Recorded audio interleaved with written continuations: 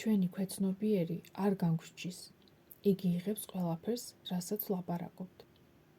ჩვენი ქვეცნობიერი გვაძლევს იმას, რასაც ვაყალიბებთ, როგორც სურვილებს.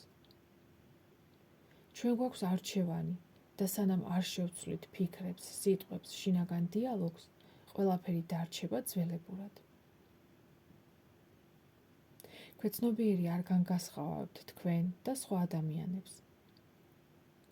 მას ესმის წარმოთქმული სიტყვები და ფიქრობს, რომ თქვით ისინი საკუთარ თავზე. ამიტომ მიაქციეთ ყურადღება იმას, თუ როგორ ესაუბრებით სხვებს. შეაქეთ, ნუ გააკრიტიკებთ და ნახავთ ერთ თვეში აღმოაჩენთ საკუთარ თავში უკეთესობისკენ ცვლილებებს.